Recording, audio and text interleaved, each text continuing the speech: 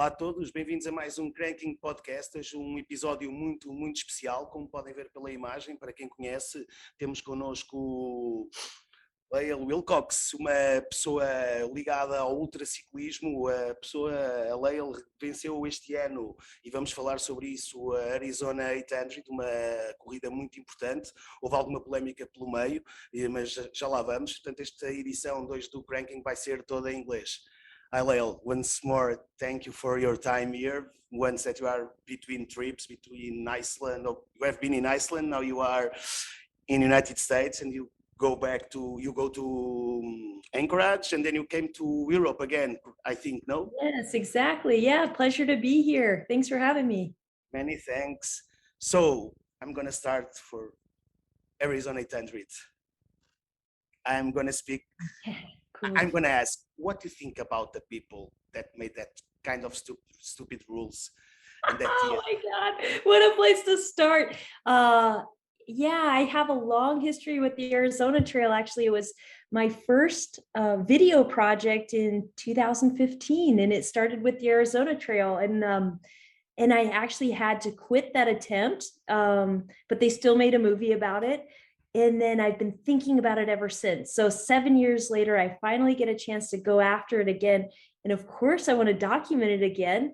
And I actually didn't know that the rules had changed. When I wrote it before, it was fine to make a video. And in the past 2 years, they've made new rules saying that you can't be documented while you do these big adventures. And I think it's a total shame because I want to share these stories. I mean, it's one thing for me to ride something, and of course I'm going to try my hardest and I have this wonderful experience, but then if I don't document it or I don't have help, I can't share that with others. I can't show people what it looks like. I can't try to encourage them to get out there to push their limits to see this beautiful place, because otherwise it's just a line on the map.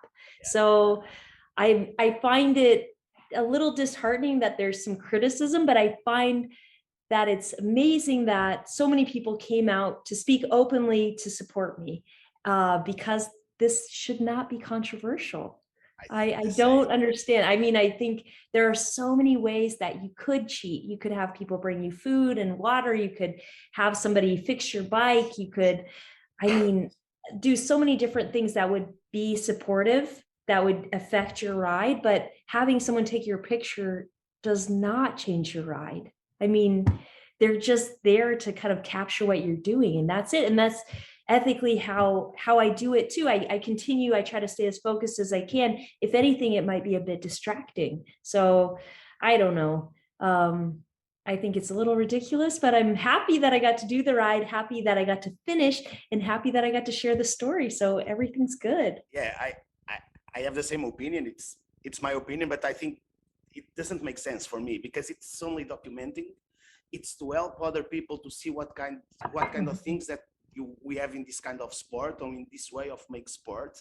So I don't understand why they said, no, your record, it's not. It's so many, I mean, when we take a broader look, it's like, how many people even know bike packing exists? Like 1,000 people. There's a huge world out there, and I don't think everybody has to go bike packing, but I would love for them to see that this is a possibility. This is something they could do. They could engage in this sport somehow. They could travel the world. They could go for an overnight from home. They could bring their kids. They could bring, their friends. So I just feel like we're still at the stage where people don't even know this is a possibility. So I feel like more stories might reach more people. So I'm very motivated to keep doing it. You think that it was a man making the same thing that you make to be a problem? No, it's a very honest question, this one. I know. No, because I think that it was not a problem. I know. Not a problem. Yeah, I know, because there's a history of men doing these things and making videos about them, and nobody had a problem with that until I did it. Yeah. So exactly. I think that's exactly the point, is that it's because I'm a woman doing it, so, but it's strange. It's strange for me that I'm here in Portugal, just seeing everything through the internet. And I remember seeing a post, I think from Tagus Martin, something like that. And he was very upset about why they are making this to her. And I start talking with my friends, but why? And almost everybody, I think everybody said because she's a girl. I know ultimately that's what it is, but nobody will like just come out and say that directly, Yeah, make all kinds of other excuses, but they never criticized a man doing it, you know, and men have been doing this since the 90s, making videos about themselves, setting records, and nobody cared. And they're still doing it and nobody cares when they do it. They only that's care when true. I do it. Yeah, So I don't know, but you know what? I feel like I've thought about it so much because I do want to make sure like I'm not getting advantage for like sneaky things. So I've thought like, is there some truth to this? And then at the end of it, no, it's ridiculous. I and mean, it's like, okay. and it's also like, it's such a shame to make these rules because then nobody else can share their stories either. It's not just about what I'm doing. I want other people to take the stuff on and share their stories too. And then also the next person who comes and breaks the record, it's like they'll have nothing to show from it, you know? And it's like, Yeah, I that's understand that. Yeah, sad. So I don't know. I hope that this kind of pushes people to change the rules, to think about it, to change the rules so we can keep sharing these stories. and I think that's the best part is sharing the stories. And because of the work, although you still have that, I think it's a school, that program, Grit. Yeah. Yeah. I, Yeah. I I worked with read about that young and girls. I enjoyed. I like the idea.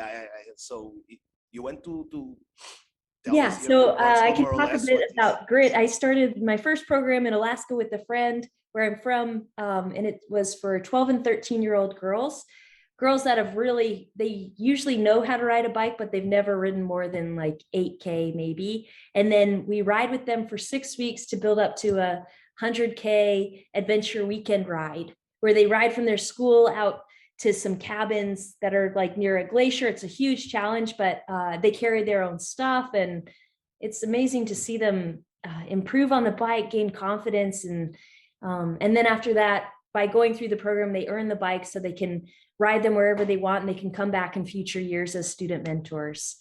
So I've done that for 3 years in Alaska. This year I had a friend take over in Alaska for the 4th year, and I started a new one in Arizona. So it's You are been very really, I think excited about that. we've worked with something like probably like 75 girls.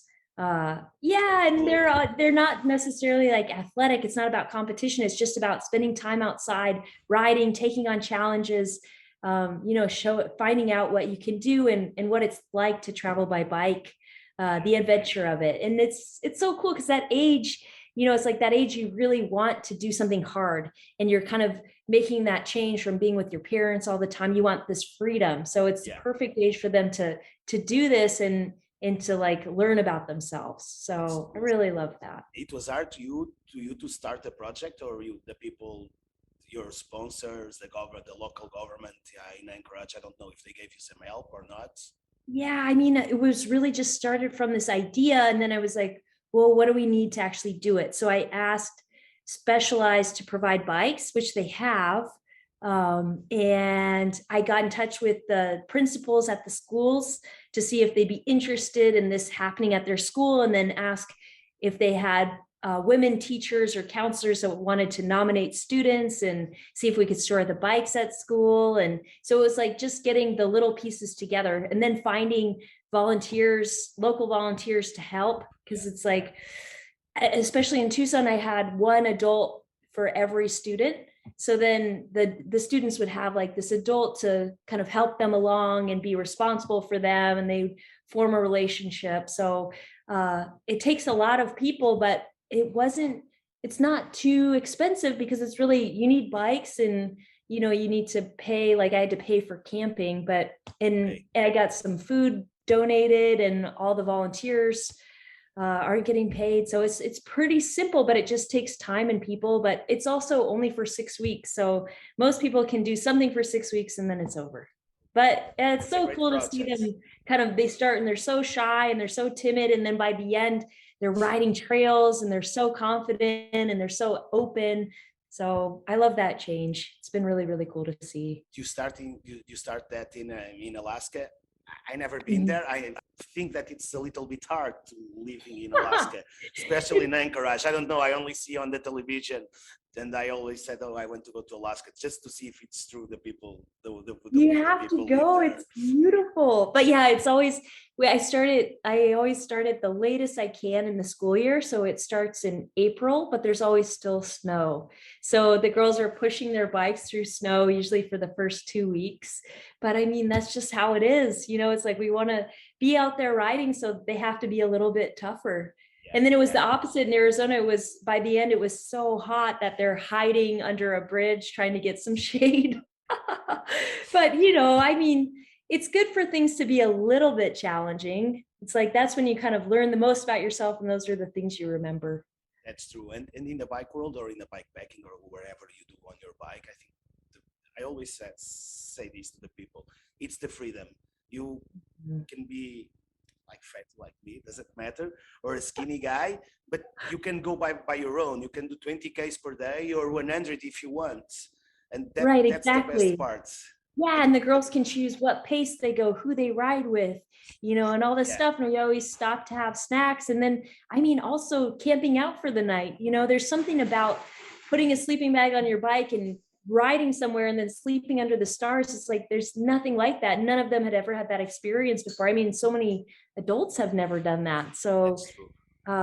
it's really cool to take kids to do that. I mean, it's great to do it with adults as well, but there's something about kids that they're just like, that could change kind of their direction. I think because when they are rapid, you can see on their eyes they are very pure in the things that they say. They try so hard. Yeah. They're so cute. One more thing, you start riding your bike when you start riding bikes, and you said for you, okay, this is the life that I want. A few years ago, it was a life changer for you, that trip that you take until your sister's. Yes, that's it. Yeah, I mean, I've never had a car, and I've never learned how to drive, which is very unusual for an American. We drive everywhere. I have one question about that, because I read somewhere that you have been like driving 10 times in your life or something like that. At the most, that's a stretch, maybe 5. And it terrifies me. I'm like shaking. Yeah, that's not normal for an American. No, we drive everywhere in huge trucks. But yeah, so I've never had a car. So I used to just walk everywhere. I got a job that was like 6K away, and I was like, oh, it takes too long to walk there. So I started borrowing a bike to get to work. And then I was like, oh, this is amazing. Compared to walking, it's so much faster. And then actually at that time, so I was working, but I was like a student. I didn't have any money, and I wanted to visit my sister in the next city over, and it was something like 80K away. And I usually took the bus, which was $2.50.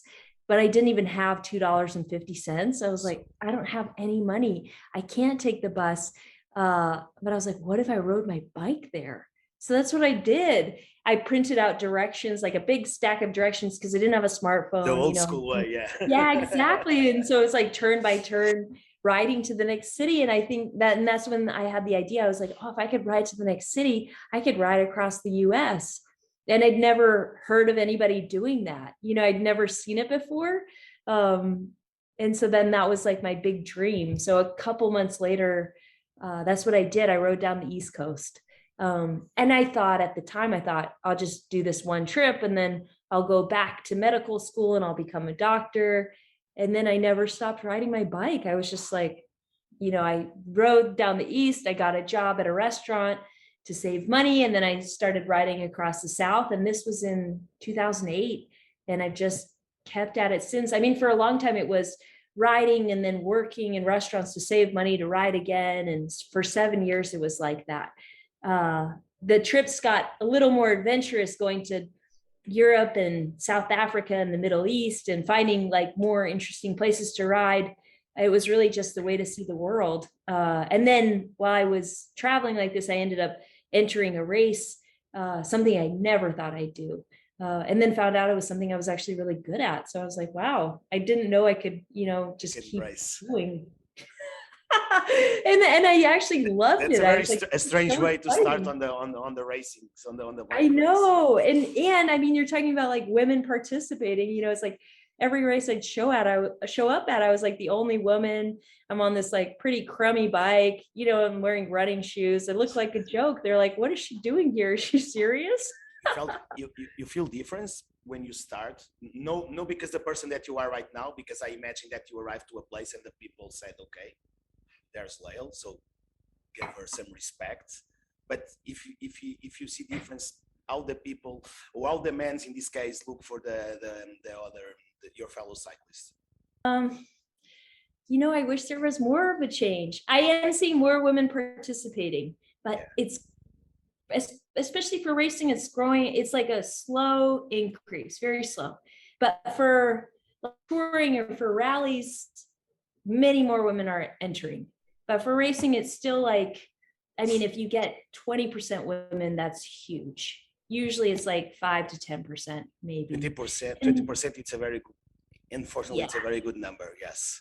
It's really, really high if you get that many. And usually it's not. And it's not always the organizer's fault, because they like do everything they can to encourage women, but women just don't show up. But I'm starting to just ask, like specifically invite friends that I think might do it. And then if you ask them directly, they actually might do it. Like I did a race in Spain in May, and we had 3 women in the top 8 finishers, which was like, that's never happened before, ever. And one of them, it was her first endurance race. The other one, it was her second. And they just they went crazy. They slept, I think, a total of like 4 hours the whole race, and they did so well, and they beat so many of the men, and they just this is so cool to see, because none of us look like particularly strong or athletic. We all look pretty average, but then at the end of the day, it's like, who shows up, who gets to the finish line first, which I think it proves a lot. To have more, like if I do it, it's one thing, people are like, oh, she's crazy. But if you have like 2 other women also, then it starts to seem like a real thing, which I find really inspiring. When the other day I was talking with Barbara, my colleague that talked to you, and we were talking about, like, she's not upset that I'm talking about this, about how the guys here in Portugal sometimes talk to the girls when they are riding their bikes. And I always said, these guys live not in this center, because they, man, let them ride. You are not a pro, And I think that's one kind of the things that push away sometimes the women from our sport in general, because you must start for riding your bike with your friends, Sunday rides, and after you probably gonna pursue the dream of bike racing. But if you don't feel cool, there's a lot of it's I think a lot of it is like having like men constantly question what you're doing or doubting you. Is that safe? Are you gonna make it? Just all these questions where it's like they might not ask those questions to a guy. And then it makes you like doubt yourself as well. But then I think the way to the reaction is that if you create opportunities for women to challenge themselves and then gain their own confidence, then maybe the next time they will go, that might be in like a women specific event, but then maybe the next time they'll have enough confidence to like go to an event where there are men and women riding together, because they know they've proven to themselves that they can do it. But yeah, it is tough. It's like an extra hurdle to overcome. Yeah, that's not cool, because you need to try harder than the rest of the guys.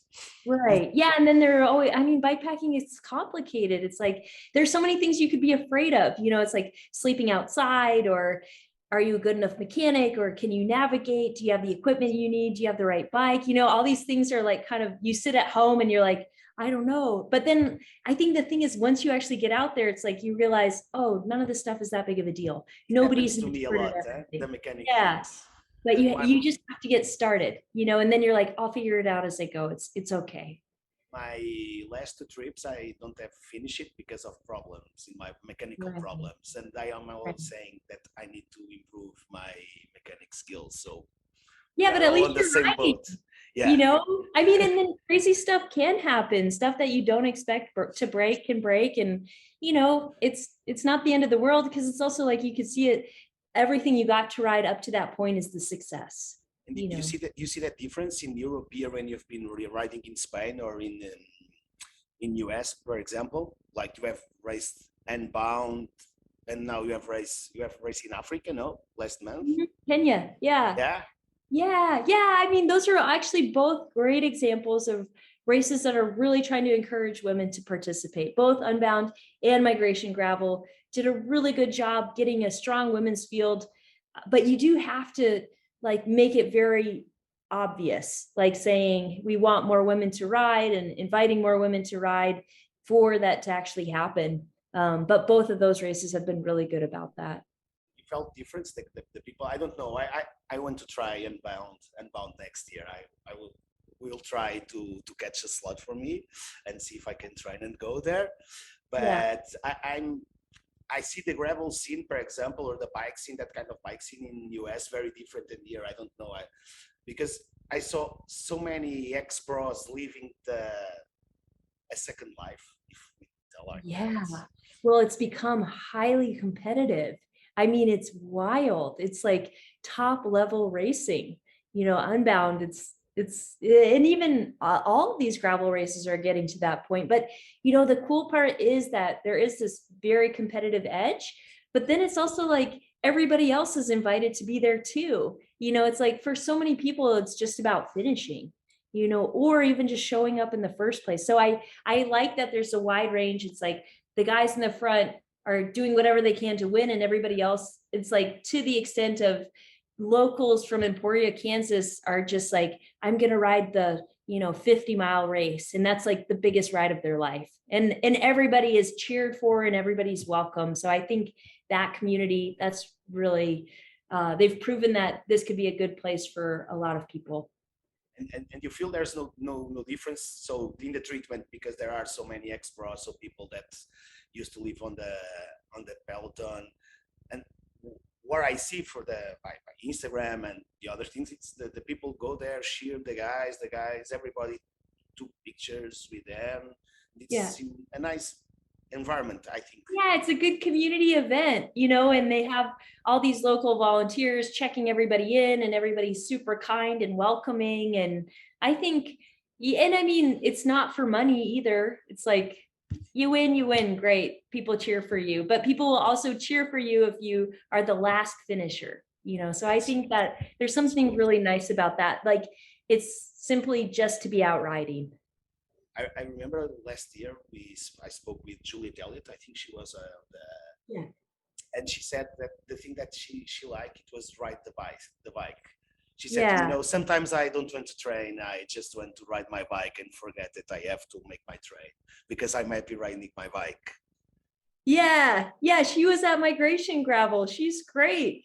And her background is BMX riding. I mean, BMX, fixed bikes, snowboard. It's yeah, I mean, like that's the cool thing that I feel like with the gravel stuff and endurance, it's getting people from so many different places. Like the woman who won Migration Gravel was an ex-pro road racer, and that was her second off-road experience ever. Her first was Unbound. I mean, this is like drawing people from all over the place, which I think is good because then we interact with each other, we learn from each other, and it's a lot more fun than just always being with the same people. You have some feminine references in the US cycling before. When you start riding, you don't know nothing about the sport, but you try to read about. I don't know. I remember when I started riding mountain bike, Julie Furtado was. Yeah, she's huge. I still have a poster of her in my room. That's so cool. Yeah.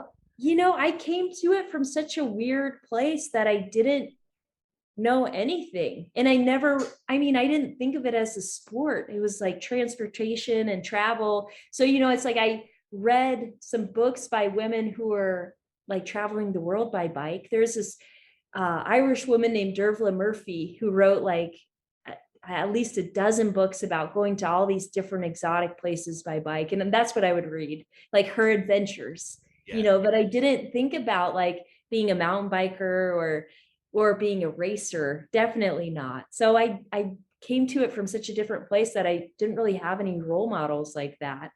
But you feel like you are role models for some of us here. I don't know. I get messages from people that are, it's really cool. They're like, hey, I watched this video and then I went out for a bike ride in the rain, even though I didn't want to do it. And then I felt so much better about myself. These are like the messages I get from people, is that they were inspired to go do something, which I think is like the best reaction. It It's helps like you you. see something and then you go outside and go push yourself a little bit and then feel good about yourself. So that's really, really cool. That kind of message helps you for some reason in your bad days. Definitely. Yeah, because sometimes you get out. I mean, I'm out there, I'm like, this is terrible. I'm in so much pain. I'm like, oh my God. But then, I mean, I've gotten to the point where I'm like, well, I decided to do this. I'm just going to keep going, of course.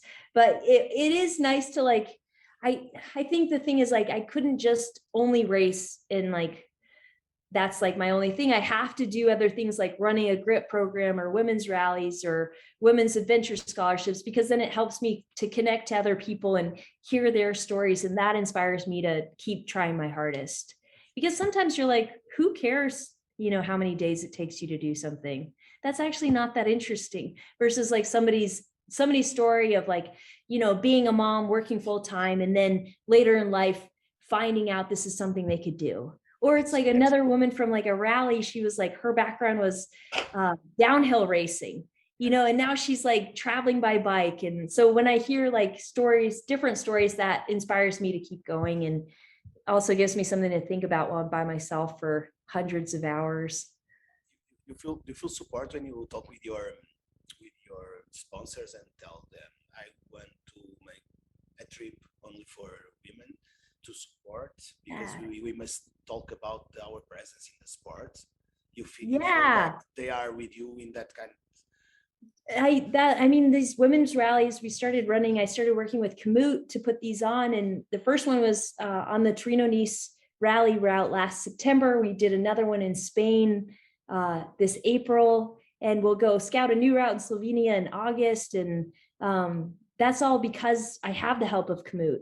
And then I feel like my sponsors are really great. They're always, because what I do is so different. It's like I don't have a team, I don't have a manager, I don't really have a normal schedule. I just write a schedule of all the dreams I have for the year, and then see if they, want to support any with video projects or anything like that. But usually they're like, just keep doing what you're doing, and I get to like, I basically have my dream job. It took a long time to get to this point, but Because super you must grateful work for. you work a lot before you get Yeah, I that. mean, I did it for 10 years just paying for it, and now I get to ride full time and I don't have to work another job. But it is really cool to have that freedom to basically do whatever I want. I mean, I'm always trying really hard and I fit in as much as I can, but they're all my own ideas. And So then I also am like, that's cool. Yeah, if very I'm good. like having a hard time, I'm like, well, I made this up. So there's nobody else to blame. It's like, it was my idea. I better just stick with it, because, it gets hard. And you kind of live your dream with Drew, no? So Yes. Yeah. so So my that's a wife, very beautiful thing. yeah, my wife is shooting all the videos and photos. And so it's something that we get to do together, which is really Yeah, amazing. when I realized that you work together and you leave your dream job and she's leaving your dream job as well, no, that's very cool and very beautiful. Yeah. It's cool at the end of the day to support each other when Yeah, it's you are amazing doing that the it same worked thing. out, because it's like, I think 4 years ago, we're just working at a pizza place together. And now we don't have to do that, which is great. And it's like, somebody else can serve pizza. We get to like do the things that we really want to do and share these stories and try to get more people on bikes. So it's been amazing that it's all worked out. That's very very very cool. When question when we start talking, I talk to you about the it's a podcast bike, but I want to talk about everything, and we're talking about the strange times that we're living. Yeah. Unfortunately, for me it's unfortunately, for you it is unfortunately too. for some reason you think change for another country if the things in US continue on that way? Yeah, it's pretty scary actually right now in the US because you kind of wonder what's next. It's like they took away abortion rights. There are all these mass shootings going on. And then it's also like, well, I'm gay, I'm married to a woman. Is that freedom going to be questioned or taken away? It's like the direction, it's a very kind of insecure time. And people are really passionate one way or the other. There's not a lot of people with a lot of understanding at this point. So it is a little scary. I don't know, yeah, that's just tough. It's depressing, but it's also like, and I guess Rue and I just have been out of the country for all of this. We just came back a couple of days ago. So you do feel like you're not so connected to it when you're not in the middle of it, but definitely a scary time. And I'm just hoping for the Sorry best. about this question, but it's important for me because I'm European, so I think I more or less I live a different world that you live because you've been there lots of times. It depends area of the country, but it's very different of US in everything. We Right. don't have the problems with guns. We don't have so mass shootings. Right. We don't have riots. We have problems as well with racism a lot, and the people still don't want to talk about that. Right. But we don't have that kind of things, the death penalty. So sometimes when I start reading about things in US and about the gay rights and everything, that it's very strange. And I'm a white guy, so I know that the people look to me and okay, you can go. No, I mean, yeah, it's definitely a different place. I mean, like in your day-to-day life, things generally seem pretty normal here.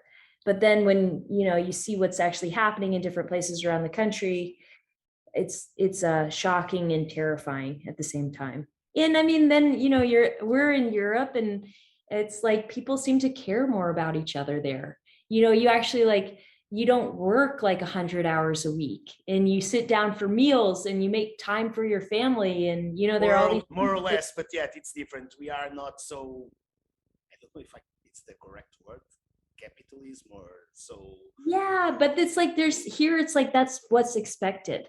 But then I mean, like I'm saying that and I don't do that. I didn't have like a regular job for 4 years. Yep. And maybe that's like we have like all these little subcultures too of people that are just doing something different, but like the common path is for people to, get a job and only have like 2 weeks off a year. That's terrible. And then even when they have, I cannot imagine living like that because here you have 1 month, 25 days. Yeah. Of paid vacations for everybody. It's not Right. a much thing. No, that's not even that much. I mean, for the whole year, but it's like, 2 weeks for an entire year. And then even with that, people don't want to take the time off because when they come back, they'll be behind in their work. And I don't know, it's pretty crazy. That's not sustainable. At all. Let's gonna change a little bit this part, but thanks to explain us and to tell us your opinion about these kind of things in our life. About the human's presence on the cycling, you feel that the brands are working more to bring out more women to the sport? I don't know. Definitely. In bikes, in how they communicate. I mean, clothes, everything. The companies that I work with definitely are, and that's a big reason why I'm working with them in the first place. Brands like, or companies like Komoot, they employ so many women. So if women are working there, they're going to care about women riding. Or SRAM, half of SRAM are women, so they really care about having more women on bikes. And that's really cool to see. But I feel like for the most part, like, all my sponsors are super supportive. And I feel really grateful for that. And it's not about, how much I win. It's like, it's the other projects that they might even care more about, like doing things like the GRIP program or the women's rallies. They care more about, and they want to see that happen. So they give me the support that I need to make it happen, which is really cool. that makes me feel really hopeful for the sport. Oh, that's very cool. I think we must talk about make something like that here in Portugal. Yeah, I would love that. I would really love that. I I've leave the never, challenge here, and then Barbara gonna talk with you about that. yeah, put her, we have to talk more about that because I would love that. I've never been to Portugal, and people keep sending me pictures of what it looks like there, and it looks so beautiful. It It's looks beautiful. We are a incredible. very small country. Even for some people that think that we are in Spain, we are neighbors, not the same country. But I think it's a good idea, and I'm gonna live this year. And then when this ends, Barbara gonna talk with you about Yeah, this. absolutely. I would love to do that. I want to ask you, what was the experience to race in Africa in a such special race like that? Oh, Migration Gravel, it was amazing. So it was a 4-day stage race in the Masai Mara with all these animals around, zebra and giraffes, wildebeest. And half the racers were Africans, half Europeans, some Americans. It was really cool. It was really, really hard. The stages were between 130 and 170K, I think, on really rough terrain, like rough gravel. Half the people are on gravel bikes, half on mountain bikes. Really hard pace and rough roads, animals, people on motorcycles, trucks. It was just chaos, dust everywhere. Everybody was having mechanicals and crashing, and it was a real adventure race. And then at night, so we would finish the stage, and then we'd all sleep in tents and have dinner together, have breakfast in the morning, and then race I again. saw the showers, and it was interesting, I think. Yeah, they had like these bucket showers as like a little tent. And then it was actually nice because these guys were heating up the water. So we actually had warm water, but they would just pour water into these buckets that had a little like shower head. So basically your shower was as long as the bucket lasted. And then that was it. You think that these kind of races are good, for example, for the cyclists, for the African cyclists? Definitely. They've done a really good job putting on this race so that the locals have like a good field of competition. And then also people can come and see what it's like to ride in Africa.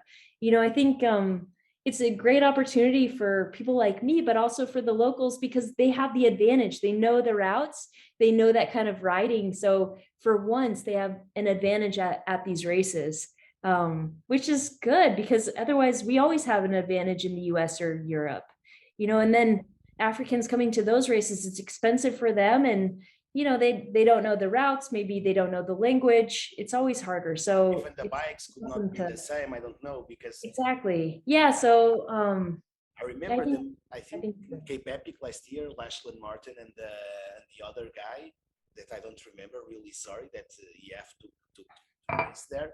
And it was such a special history when Lachlan said, "You can come with me," and the guy was, "Okay, yeah, I never race, but yes, I go."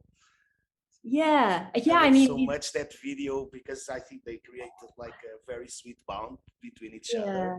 that's super cool. That's awesome. Yeah, Lachlan was there too this year, Yeah, and with so that's, mechanic problems again, no? yeah, a lot of Rush, flat.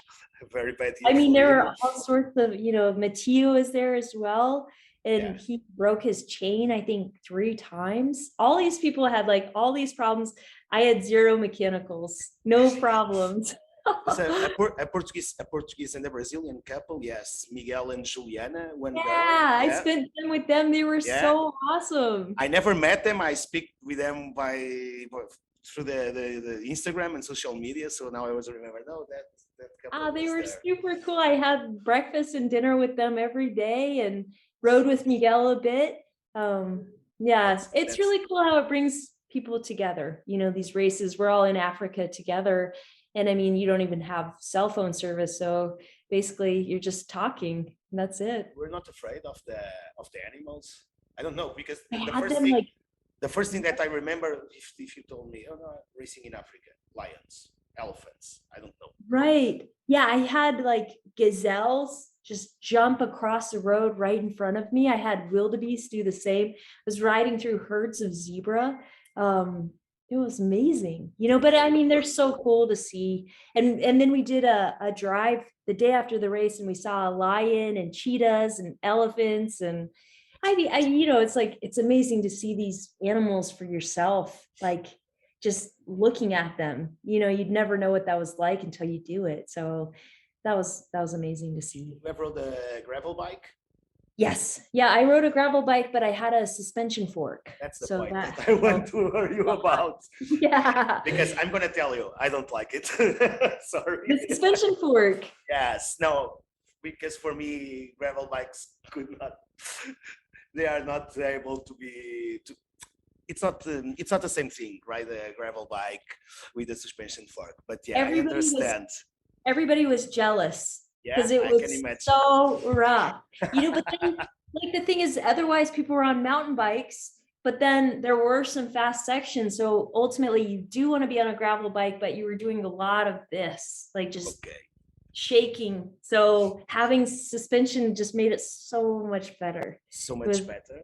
Yeah, because it was less rough on my hands and my body, because we just got, just knocked It was hot around. as well, no? What's that? Hot, too hot on that day. No, it wasn't bad. It was actually, it's their cool season, so it was actually perfect riding weather. Like when we started in the morning, you'd be a little bit cold, but then warm up right away. So it was probably like 22 degrees. It's really nice. Yeah. I like that you talk to me in degrees and in kilometers. I was prepared to start making. That's not fair, just because I'm American. I think in miles. Yeah. But I try not to. Yeah, but it's normal for you because you work with another system. So yeah, we do. Let me ask you, favorite race in the planet or favorite place riding the bike where? Oh, I mean, that's so hard. I'm from Alaska, so riding there is pretty amazing. It's super wild, really good gravel, with lots of animals, but other animals, grizzly bears and moose and caribou. So I love that. Really anywhere with big mountains, I love riding. Switzerland, Kyrgyzstan. I love riding in Europe, in the Alps. All these places are really incredible. So I don't know. I never been there, but I have a very so cool. Yeah, I did the Trans-Balkan race this year, and it was amazing, especially Bosnia and Montenegro. So beautiful, just amazing mountains, very few trees, huge views, still very wild. I even saw a bear in Bosnia. I couldn't believe it. It's like, it's still a very wild place. So that was a lot of fun too. But yeah, anywhere with really nice big mountains, I'm just happy to be there. So when we make something here in Portugal, we go to the mountains. We don't have big mountains, but we arrange something here. Yeah, big enough. Yeah. You how do you saw the professional cycling? Now I'm talking about road cycling, but for you as a human cyclist, how do you see, I don't know, your colleagues or something like that?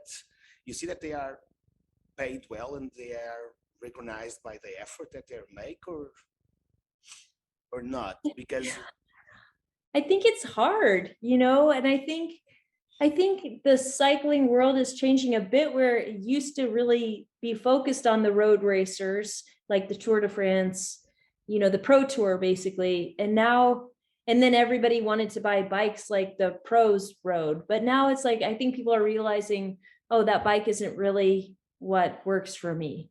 So there's like a wider range of possibilities. Do you want to ride gravel, or do you want to go bike packing, or do you want to be commuting, all this stuff? So I feel like there's less focus on professional riding. I think there's always a place for it, because you want to see what's the top level of any sport. I don't follow it personally. It's popping up a lot in my Instagram right now, but because it's a Tour of France, so because it's a Tour of France, it's the biggest event of the whole year, but I guess ultimately I feel like there's so many different ways you can ride, and everyone should be able to do what they want to do on the bike. And maybe people want to do multiple things. They want to be a bike packer. They also want to ride to work. They also want to race road, especially like when people participate in a lot of different things, that's maybe the most exciting. I like to mix it up. Yeah. Yeah.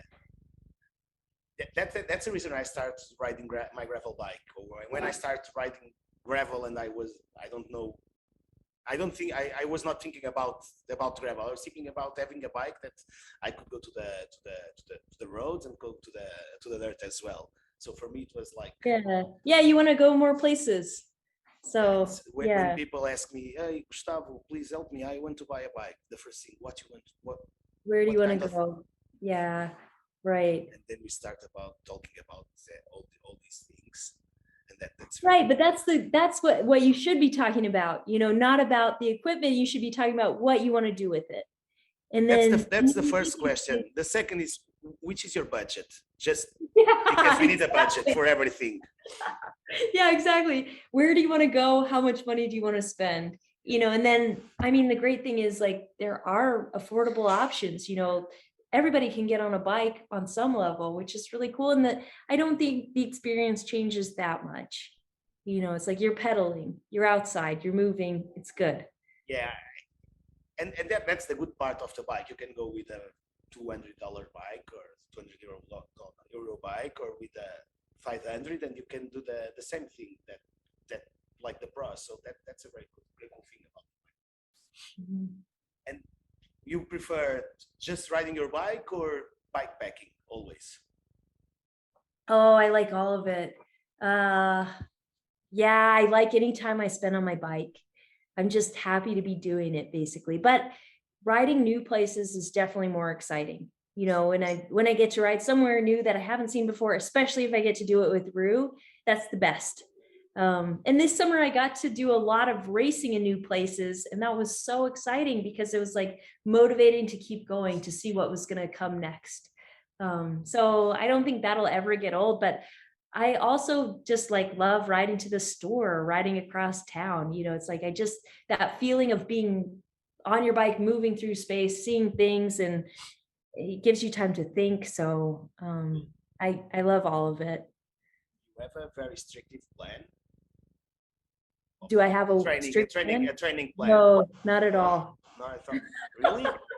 Yeah, But you race a lot. You must I know, I something. know. I If think, not, a lot it's of only the time, crazy.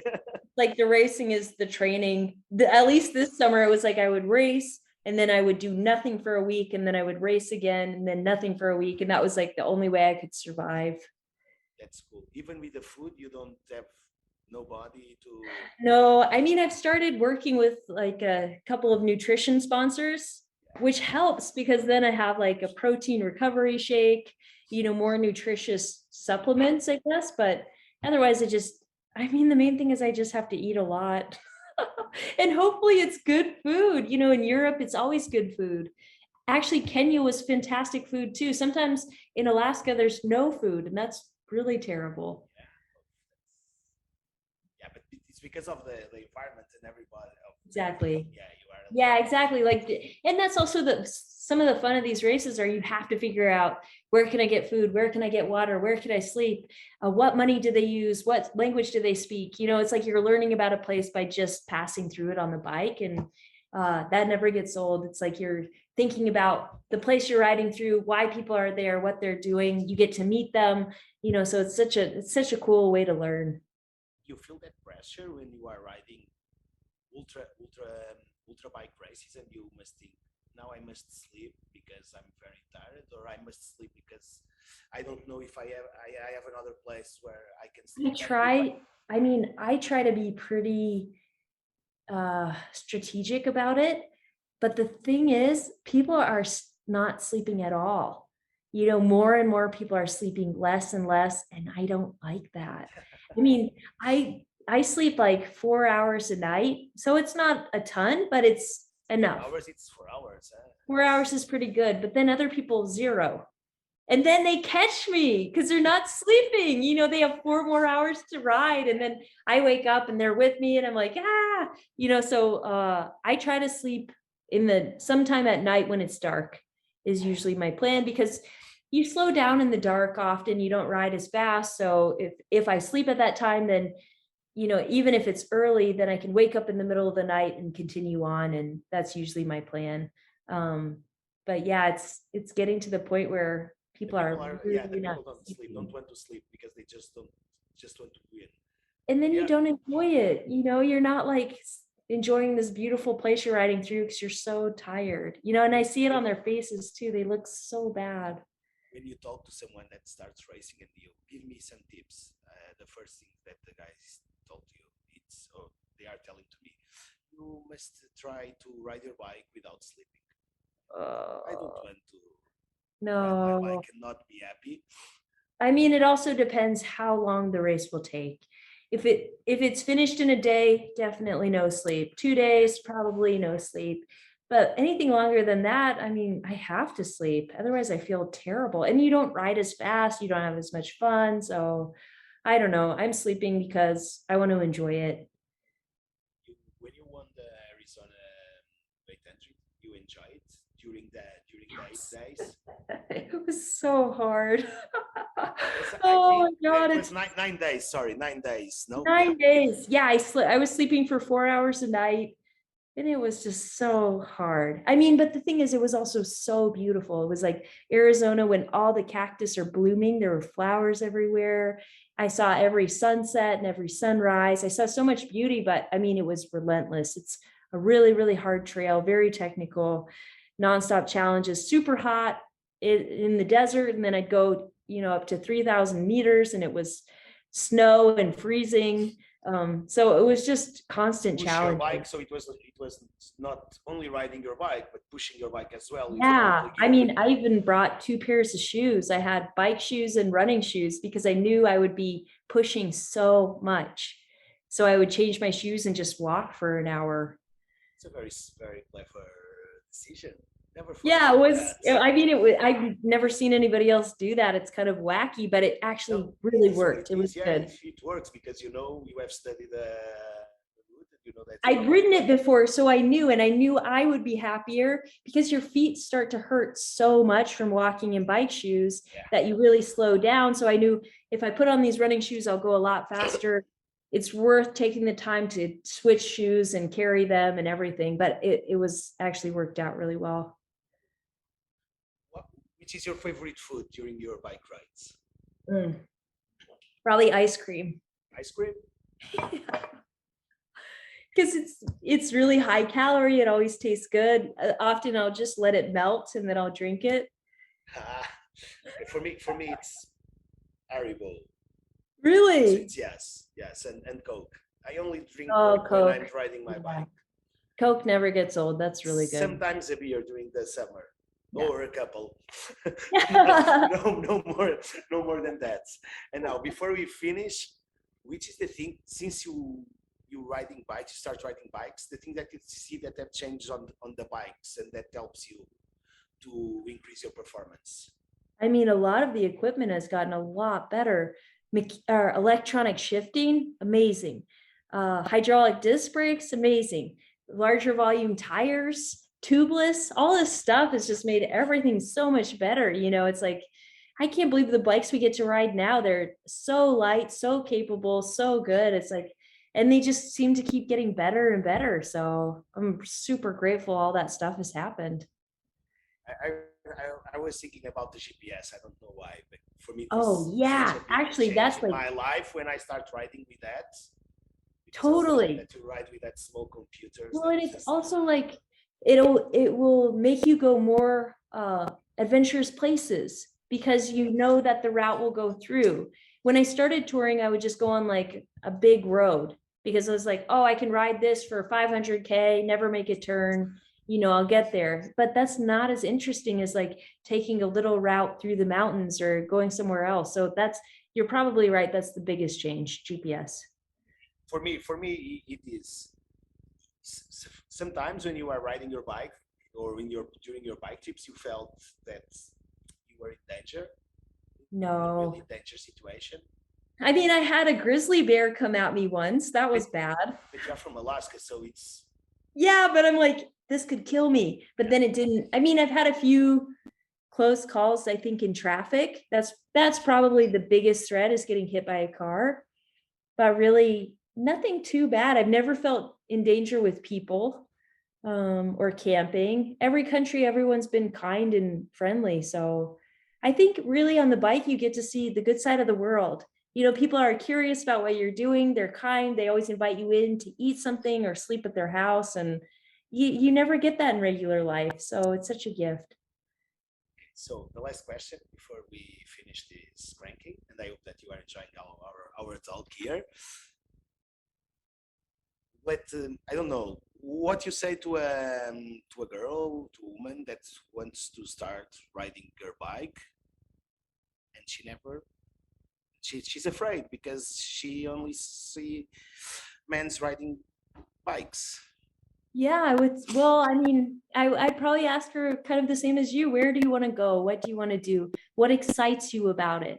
Why do you want to ride your bike? And then start there. And then because some people like to be solo, some people like to be with friends, invite your friends, join a group, go for a rally, or do it on your own and make your own trip and make it special for you. Because the thing is, I think sometimes people feel like they have to take on a huge challenge, but you don't have to do that to yourself. You could simply go from home, camp out for the night, and ride home again. And you will learn so much from that simple overnight. So starting with something like that's great. I always will encourage people to try bike packing because it's what I love the most. It's an adventure. You get to carry what you need, be outside, do it on your own.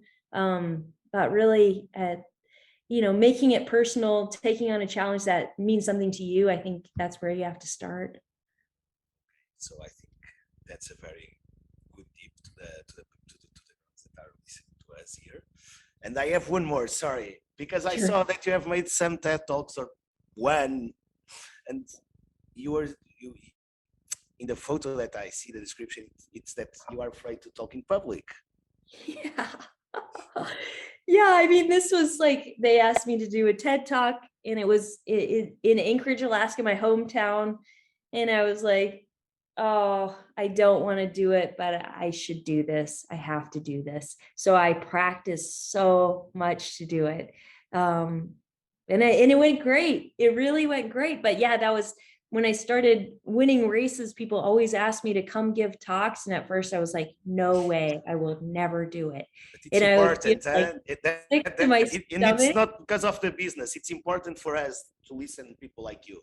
Yeah, I mean, and also I guess, so when I started giving talks, I said, okay, what I can do is do like a Q&A, questions and answers. And then that way I know what people want to hear about. I just answer their questions. It's easy.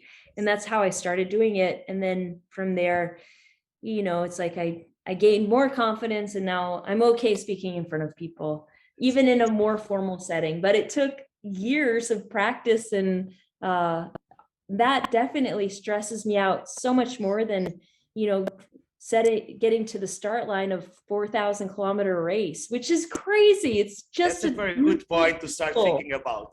Yeah, but it's like, if other people can face their own fears and take on their own challenges, I have to do the same. It's like I have to kind of live by what I'm saying. Just because I'm not scared of riding my bike doesn't mean I'm not scared of other things. Yeah, that's cool.